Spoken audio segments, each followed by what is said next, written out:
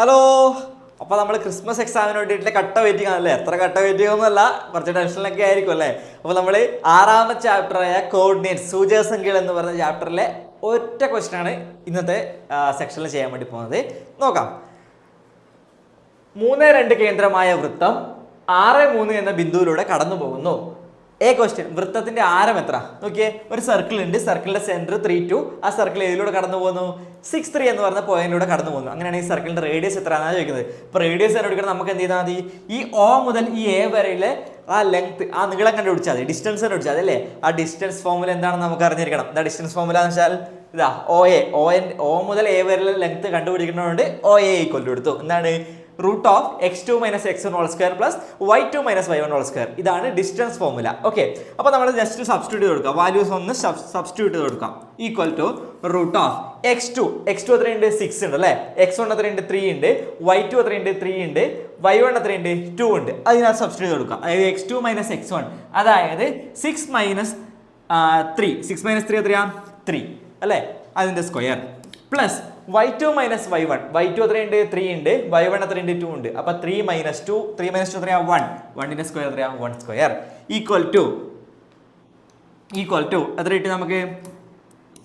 √3ന്റെ square എത്രയാ? 9 plus 1ന്റെ square എത്രയാ? 1. അപ്പൊ 9 + 1 എത്ര കിട്ടി? 10 കിട്ടി. അപ്പം നമുക്ക് ആൻസർ എത്ര കിട്ടി? ഇതിന്റെ റേഡിയസ്, ഈ സർക്കിളിന്റെ റേഡിയസ് എത്ര കിട്ടി? √10 എന്ന് കിട്ടി. ഇനി നമുക്ക് അടുത്ത ക്വസ്റ്റിനിലേക്ക് പോകാം. അടുത്ത ക്വസ്റ്റ്യൻ ആണ് വളരെ ട്വിസ്റ്റിംഗ് ആയിട്ട് നമുക്ക് കുറച്ച് കൺഫ്യൂസിംഗ് ആയിട്ടുള്ള ഒരു ക്വസ്റ്റ്യൻ. അപ്പം ഈ ക്വസ്റ്റ്യൻ ഈ ക്വസ്റ്റ്യൻ മനസ്സിലായ സ്ഥിതിക്ക് നമുക്ക് ബി ക്വസ്റ്റ്യൻ വളരെ കെയർഫുൾ ആയി ശ്രദ്ധിച്ചിരുന്ന വളരെ സിമ്പിൾ ആയിട്ട് മനസ്സിലാക്കാൻ പറ്റുന്ന ഒരു ക്വസ്റ്റ്യൻ ആണ്. നോക്കാം.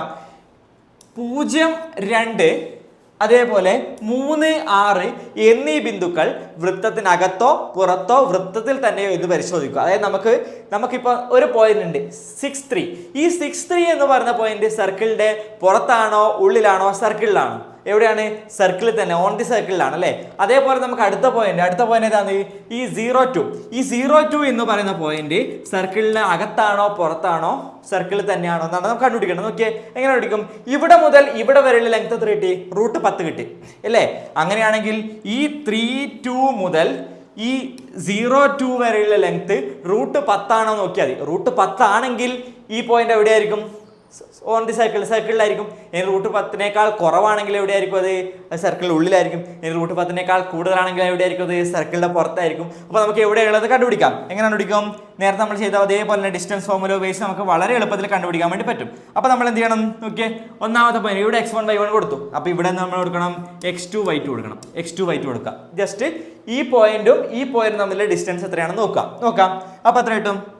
OA അല്ല, നമ്മളിവിടെ പേര് മാറ്റി കൊടുക്കാം. നമുക്ക് ഇവിടെ എത്ര കൊടുക്കാം? ഇവിടെ B കൊടുക്കാം അല്ലേ? അപ്പോൾ B കൊടുക്കാം. ഓക്കെ, അപ്പോൾ OBന്റെ ലെങ്ത് ആണ് നമ്മൾ കണ്ടുപിടിക്കാൻ വേണ്ടി പോകുന്നത്. അപ്പോൾ എത്രയാണ്? x2 - x1 whole square. x2 എത്രയുണ്ട്? 0 - x1 എത്രയുണ്ട്? 3. അപ്പോൾ 0 - 3 എത്ര കിട്ടി? 0 - 3 എത്രയാ?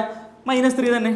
-3 whole square plus y2 - y1. y2 എത്രയുണ്ട്? 2 മൈനസ് y1 എത്രയുണ്ട്? 2. അപ്പോൾ 2 - 2 എത്രയാ? 0. 2 കുറച്ചാൽ 0 തന്നെ അല്ലേ? അപ്പോൾ 0 കിട്ടി. ഈക്വൽ ടു നോക്കിയേ, √3ന്റെ സ്ക്വയർ, സോറി -3ന്റെ സ്ക്വയർ. 3ന്റെ സ്ക്വയർ എത്രയാണ് നമുക്കറിയാം. എത്രയാ? 9 ആണല്ലേ? അപ്പോൾ -3ന്റെ സ്ക്വയർ എത്രയാണ് നമ്മൾ വിചാരിക്കും? -9 ആണെന്ന് വിചാരിക്കും. പക്ഷെ അങ്ങനെയല്ല, നെഗറ്റീവ് നമ്പർ വന്നാലും അതിന്റെ സ്ക്വയർ എപ്പോഴും പോസിറ്റീവ് മാത്രമേ വരുള്ളൂ. അപ്പോൾ -3ന്റെ സ്ക്വയർ എത്രയാണ്? 9 ആണ്, +9 ആണ്.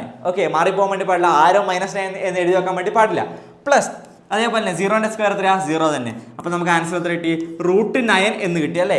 ഈ √9 എന്ന് പറഞ്ഞാൽ √10 ഈ സർക്കിളിന്റെ റേഡിയസിനേക്കാൾ കൂടുതലാണോ കുറവാണോ? സർക്കിൾ റേഡിയസിനേക്കാൾ കുറവാണല്ലേ? കുറവാണെങ്കിൽ ഈ പോയിന്റ് എവിടെ ആയിരിക്കണം? സർക്കിളിന്റെ ഉള്ളിലായിരിക്കണം. അപ്പോൾ ഇൻസൈഡ് ദി സർക്കിൾ ആയിരിക്കണം. അപ്പോൾ നമുക്ക് എന്ത് മനസ്സിലായി?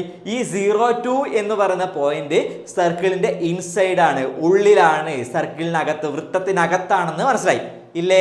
ഇനി അടുത്ത പോയിന്റ്, രണ്ടാമത്തെ പോയിന്റ് നമുക്ക് ഇതേപോലെ ചെക്ക് ചെയ്യാം. ഏതാ രണ്ടാമത്തെ പോയിന്റ്? 3, 6 ആണ്. ഈ 3, 6 പറഞ്ഞ പോയിന്റ് ഇതേപോലെ ഡിസ്റ്റൻസ് കണ്ടുപിടിക്കുക. ഏതൊക്കെ? ഈ 3, 2ഉം അതേപോലെ ഈ 3, 6 പറഞ്ഞ പോയിന്റ് തമ്മിൽ ഡിസ്റ്റൻസ് എത്രയാണ് നമ്മൾ കണ്ടുപിടിക്കുക. അത് √10 കുറവാണെങ്കിൽ സർക്കിളിന് അകത്തായിരിക്കും. √10 കൂടുതലാണെങ്കിൽ എന്തായിരിക്കും? അത് സർക്കിളിന് പുറത്തായിരിക്കും. ഇനി റൂട്ട് 10 ആണെങ്കിൽ അത് എത്രയായിരിക്കും, എവിടെയായിരിക്കും, അത് സർക്കിളിൽ തന്നെ ആയിരിക്കും. അപ്പം അത് ഹോംവർക്ക് ആയിട്ട് ചെയ്ത് നോക്കുമല്ലോ എല്ലാവരും അല്ലേ. അപ്പോൾ വളരെ എളുപ്പത്തിൽ നമുക്ക് ഒരു ഇമ്പോർട്ടൻ്റ് ആയിട്ടുള്ള ഒരു സെക്ഷനാണ് നമ്മളിവിടെ കോർഡിനേറ്റ്സ് എന്ന് പറഞ്ഞ സൂചകസംഖ്യ എന്ന് പറഞ്ഞ ചാപ്റ്ററിനകത്ത് പഠിച്ചത്. അപ്പോൾ ഈ ക്വസ്റ്റ്യൻ, അതായത് ഈ 3, 6 എന്ന് പറഞ്ഞ പോയിന്റ് സർക്കിളിന് അകത്താണോ പുറത്താണോ സർക്കിളിലാണോ എന്നുള്ള കാര്യം എല്ലാവരും ഒന്ന് ഹോംവർക്ക് ആയിട്ട് ചെയ്ത് നോക്കുക. ഓക്കെ, അപ്പോൾ നമുക്ക് വീണ്ടും അടുത്തൊരു വീഡിയോ ആയിട്ട് കാണാം. Bye bye.